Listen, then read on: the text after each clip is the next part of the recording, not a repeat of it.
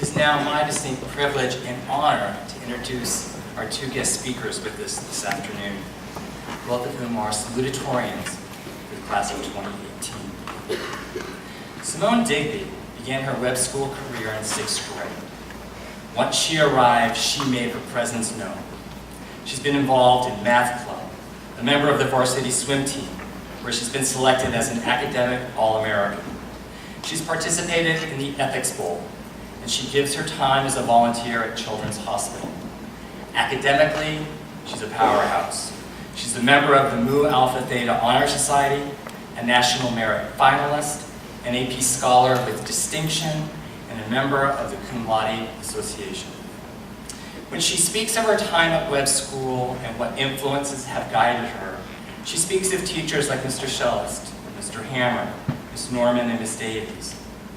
But she credits her friends. It's her friends for giving her the inspiration to dream of her future goals and aspirations. In the fall, she will be attending UCLA. Please join me in welcoming to the podium, Simone Digby.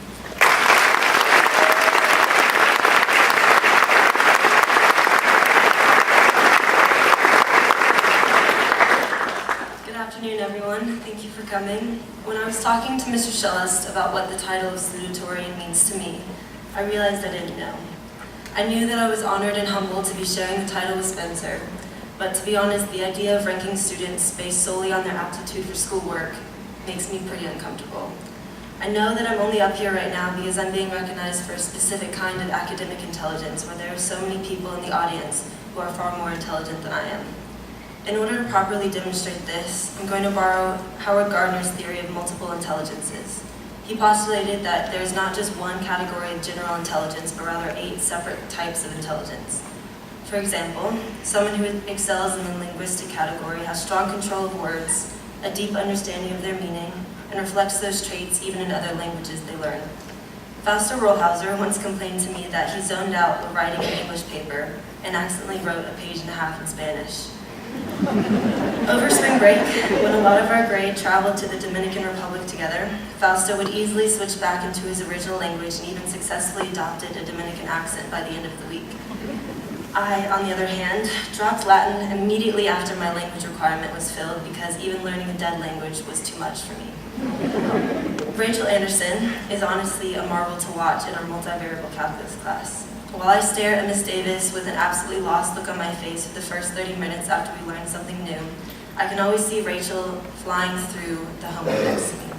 I know I'm not necessarily bad at math, but with the ease with which she adopts new concepts is something I will always envy. She's the perfect example of someone who has an abundance of mathematical logical intelligence. Spatial intelligence is best represented in our grade by Alyssa Brown, whose skills both on the basketball court and her art reflect how aware she is of her surroundings on a large and small scale. We're actually pretty good foils for one another. She excels in basketball. I struggle to even participate in sports that require hand-eye coordination. She's fantastic at art. I can hardly doodle a flower.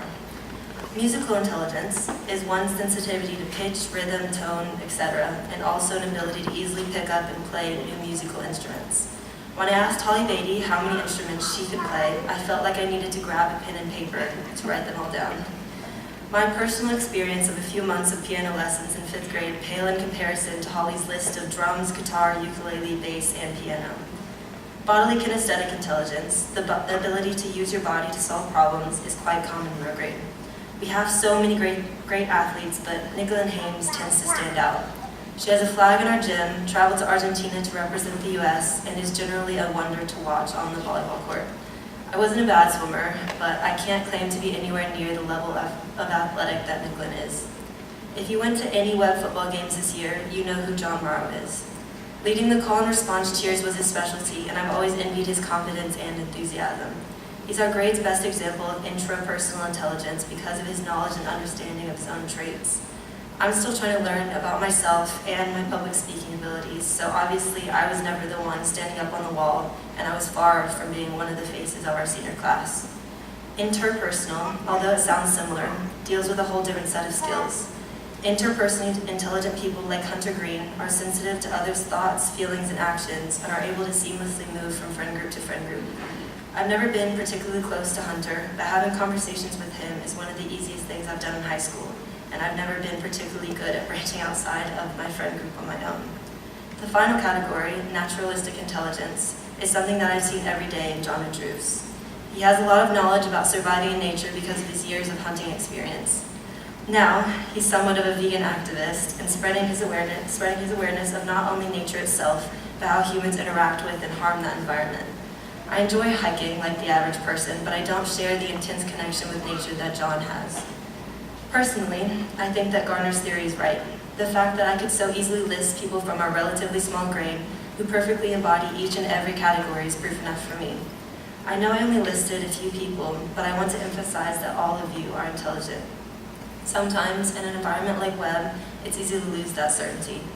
It's a tough place to have perspective, as there's always so much excellence crammed in such a small space. Our next few years in college are going to be similar. We all just need to remember a few facts. First, and I'm going to go ahead and say sorry to all the parents in the room for this one, changing your major in college is okay. Passions change, and if you're not the same person you were in high school, then obviously your interests will have evolved and changed with you. Second, as I stated earlier, no one in this room is stupid. Intelligence presents itself in people in infinitely different ways. Although we're all smart enough to do general things like wishing your mom a happy Mother's Day, love you, the presentation of brilliance in people like Stephen Hawking and Maya Angelou could not be more unalike. Yet there is no one who can make an argument that either one of them lacks intelligence. Finally, and most importantly, failure is not the end. No matter how you define failure, the key is to rebrand it as a learning experience, because after all, that's the principal objective of college. Switching to the other end of the spectrum, I wanted to acknowledge before my speech is over that no accomplishments are done truly alone. So in regards to this accomplishment, I just wanted to say thank you. To this entire grade, you all have inspired me and pushed me for 4 straight years, and I can only hope that some of your traits have rubbed off on me. Thank you to our teachers for being a backbone to us, even in the times when we were harder to handle. Thank you to my friends for being a constant source of laughter in my life. I'm grateful for every second I got to spend with you guys.